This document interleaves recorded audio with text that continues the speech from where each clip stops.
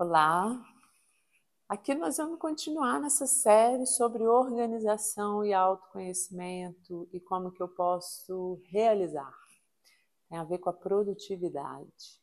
Agora vamos continuar mergulhando um pouquinho do ponto de vista prático. Como que eu posso, na prática mesmo, me organizar e realizar de uma forma mais plena, mais fluida, que faça sentido para mim também, né? Que gere aprendizado, que estimule, que eu vá para a vida com o meu potencial, seja com trabalho remunerado, seja na sua vida mesmo, voluntário, ou na sua vida, na sua casa, sua vida pessoal, com a sua família, né? Tudo isso a gente pode aplicar na vida prática, seja em qual contexto for. Tudo que a gente está conversando aqui. E tudo tem a ver também com a oportunidade de se conhecer. Porque na medida em que a gente vai para a vida, que coisas acontecem, que resultados eu tenho, que metas eu alcancei, isso me retorna, né? Me retorna como aprendizado, como autoconhecimento. E eu poder cada vez mais estar atuando na vida com o máximo do meu potencial. Então, quando a gente pensa em termos de organização, há algumas dimensões da organização. Primeiro é o tempo. O tempo é exatamente isso. Tem 24 horas, tem o dia, tem a noite, tem a hora que eu preciso dormir, tem a hora que eu preciso despertar, cuidar do meu corpo, cuidar da minha mente, produzir para viver, né? Temos contas a pagar. Esse é o tempo. E o tempo é o que há de mais democrático para nós, porque todos nós temos o mesmo tempo. O que a gente faz com ele? Esse é o ponto da produtividade. O que faço com o meu tempo? Uma outra dimensão importantíssima é a energia. Eu posso ter o tempo disponível, inclusive poderia ter mais de 24 horas, e se não tenho corpo, se não tenho energia, se não tenho força física para agir, para estar na vida, para mover, o tempo seria só algo que eu estou aqui existindo. Então, a gente também precisa dessa dimensão da energia, que tem a ver com o corpo físico, que tem a ver com essa capacidade minha de me mover. E tem um outro aspecto, que digamos que é um aspecto, uma dimensão mental, né, que é a atenção. Aonde eu coloco a atenção? Isso tem a ver com as minhas habilidades cognitivas, tem a ver com a minha capacidade mental. Onde que está o meu interesse? A atenção. Temos aí algumas séries de vídeos sobre a atenção que vale a pena ver, porque a atenção é uma dimensão que, na verdade, ultrapassa somente a habilidade cognitiva, essa habilidade de estar atento, focado. Ela tem outras dimensões também. Então, você pode aí visitar alguns vídeos anteriores que estão aí sobre a atenção. Então, essas três dimensões, elas englobam o que a gente está aqui falando de organização. Tem a ver, eu preciso dessas três dimensões para poder me organizar, para poder produzir, ter uma vida produtiva. E também tem os pilares que vão me sustentar para que as coisas aconteçam, né? Para que eu transite aí com em todas essas dimensões. Então, os pilares, eles se integram nas dimensões. E o primeiro pilar é o autoconhecimento. O autoconhecimento a gente já falou bastante também, né? E todo o tempo estamos falando, porque afinal é sobre isso, né? O objeto primeiro desse canal é sobre a nossa jornada rumo a nós mesmos, a nossa jornada interior de autoconhecimento. E como tudo na vida acaba sendo essa grande oportunidade para que eu descubra mais sobre mim mesmo. Então, o primeiro pilar que vai me sustentar para a minha vida produtiva, para a minha organização pessoal, é o autoconhecimento. Porque se eu não sei o que me sabota, o que eu sou boa, as minhas fraquezas, os meus potenciais, se eu não sei o que eu devo aprender, se eu não sei o que eu já sei, o que não, como eu vou estabelecer metas? Como que eu vou estabelecer metas realistas? Então, o autoconhecimento perpassa por aí. Eu saber o que vai passando em mim, tanto a nível de habilidades, quanto também os meus aspectos de personalidade, os meus aspectos egóicos, que podem sim me prejudicar a alcançar o que eu quero. O segundo pilar é como que eu ponho tudo isso em ação. Então, a ação ela é imprescindível para a minha vida produtiva e também para a minha organização, porque é onde eu vou agir de fato, onde eu vou fazer concretamente. E o terceiro pilar é o monitoramento, o acompanhamento do processo, porque isso vai retroalimentar todo o processo. Porque na medida em que eu acompanho o que vai passando, e aí retroalimenta também o meu potencial de me conhecer. Porque eu vou ver o que é que funciona, o que é que não funciona, o que é preciso mudar, aí eu preciso de um pouquinho de flexibilidade, talvez eu precise mudar uma rota, talvez eu precise aprender alguma coisa que eu não esperava. Por isso, no primeiro vídeo a gente falou um pouco mais sobre isso. No planejamento, eu vou planejar considerando os obstáculos, considerando que algumas coisas podem não ir como eu pensei. E o monitoramento é que vai me dar esse retorno, que vai me mostrar onde estão os obstáculos, quais os resultados que eu alcancei. Então, quando eu me sustento a minha organização e a minha produção na vida sobre esses pilares, eu vou percebendo, eu vou evoluindo de alguma forma, né? Porque eu vou me dando conta, quando eu monitoro, quando eu acompanho o processo, o que eu aprendi, o que eu melhorei, o que o meu entorno está melhor, o que a gente pode fazer mais, menos. Então, esses são os pilares que dialogam entre si, que se conversam entre si todo o tempo. E aí, quando a gente está pensando em tudo isso, há alguns pequenos erros que a gente não considera. Um a gente já falou bastante, que é o otimismo excessivo quando eu estou planejando. O otimismo excessivo com o que eu penso que eu quero alcançar. Esse aí é que fica muito atento. O outro são as distrações. Então, parte de você saber olhar de verdade para o que eu me perco. Onde eu me perco? Onde que eu me distraio? E aí você pode estabelecer estratégias. Então, se você se distrai com as mídias sociais, você põe o telefone mais distante, você silencia as notificações, você se organiza sabendo das suas distrações e como você pode eliminá-las. Então, se eu perco a minha atenção, né? A atenção é uma grande dimensão.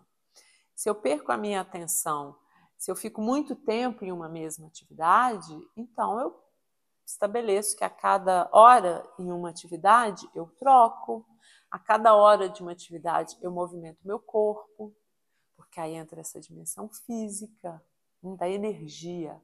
Como posso me energizar para continuar atento?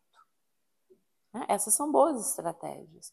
Mover, mudar de atividade, intercalar tarefas entre tarefas que precisam de muita concentração, tarefas que eu preciso de mover mais o meu corpo, que aí você entra em um fluxo que te dá energia e, consequentemente, motivação. Então, a organização ela tem a ver com priorizar o que realmente importa. E, obviamente, o que realmente importa, eu tenho que me conhecer os meus valores, conhecer o que é importante para o meu meio social, tem, né, também, porque a gente vive em sociedade. É claro que o contexto social que você vive vai determinar, de alguma forma, o que você vai querer fazer e alcançar. Né? Como que os outros vão te valorizar? Isso é muito importante para nós seres humanos, o reconhecimento dos outros. É claro que eu não posso ter isso como meta, porque senão você se perde aí tentando encontrar somente o que vai satisfazer o outro. Mas sim, o que é o reconhecimento do contexto social que você vive vai sim influenciar nos seus sonhos e nas suas metas. O contexto social do seu trabalho, claro que você quer alcançar bons resultados, então isso também é influência externa. Então, quais as suas prioridades? A organização tem a ver com prioridade. Prioridade. E aí a gente vai olhar de uma forma prática, uma vez estabelecidas as suas prioridades, como organizar isso então no tempo, trazendo essa dimensão do tempo. Você trabalha 7 dias, 8 horas por semana, então como organizar isso de forma prática? Uma forma é, coloque o mais importante, o mais relevante, que gasta mais tempo no início da semana, porque você tem mais energia. Já veio de um fim de semana descansado, já teve tempo de elaborar o que passou na última semana, então ali no início. Deixe tempo na sua agenda para imprevistos. É preciso esse tempo. Então, se alguém no dia te pede, eu preciso que você faça isso de uma tarefa que você não tinha considerado que iria fazer durante a semana, então você já deixou reservado na sua agenda o tempo para os imprevistos, para situações de última hora. Então, você pode dizer para quem te pediu, sim, isso eu vou fazer então hoje, daqui 2 horas. Porque já tinha esse tempo marcado. Então, não se iluda que não vão acontecer imprevistos, que não vão surgir situações em que você não estava esperando. Então, tenha esse tempo na sua agenda. Então, para todas as situações que cheguem, que você não planejou, entra neste momento. Isso é muito, muito importante e isso muda a vida. E as outras situações que não são muito importantes, você pode ir deixando mais para o fim da semana, depois que você já executou o que realmente importa. Então, o calendário, ter isso na sua agenda ali, semanal, mensal, ele é uma ferramenta importantíssima para a sua organização de tempo e para você ver quais os resultados foram alcançados. Então, considere isso uma ferramenta de autoconhecimento e monitoramento também, e clareza do que você precisa fazer, do que você precisa realizar. Porque fica muito mais claro quando você vê, né? Você vai ver que vai sobrar tempo, vai sobrar espaços ali. E aí, uma outra prática bastante interessante é que no final da semana, então na sexta-feira, você tenha um tempo ali em que você vai revisar o que foi feito, faltou alguma coisa para ser feito, quais foram os resultados, conseguiu realizar todas as tarefas que você colocou aí na sua agenda, você pode se dar uma recompensa. Então, com essa análise, aí na sexta-feira, você já planeja a semana seguinte. Já organiza o que faltou, o que precisa ser feito, o que é importante, os espaços para os imprevistos e as tarefas inesperadas, você já programa. E aí, na segunda-feira, você faz uma revisão da semana. Depois do fim de semana, você faz uma revisão. Você vai ver como essa prática, que parece assim, uma bobagem, aparentemente, ela realmente muda o fluxo de produtividade. Porque você fica com mais domínio do seu tempo. Você sabe o que está acontecendo. Você se motiva porque realizou, porque viu a realização, porque cumpriu com o que você se propôs. E isso é a diferença, isso faz toda a diferença para você ir alcançando o que você espera. Você pode dividir as tarefas, né? Tem uma grande tarefa para ser executada, uma grande meta para ser alcançada, como a gente já falou, você vai dividindo.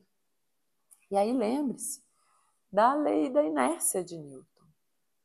O corpo em movimento segue em movimento. Então, se eu estou aí dividindo as minhas tarefas, mas sempre fazendo, eu sigo o movimento.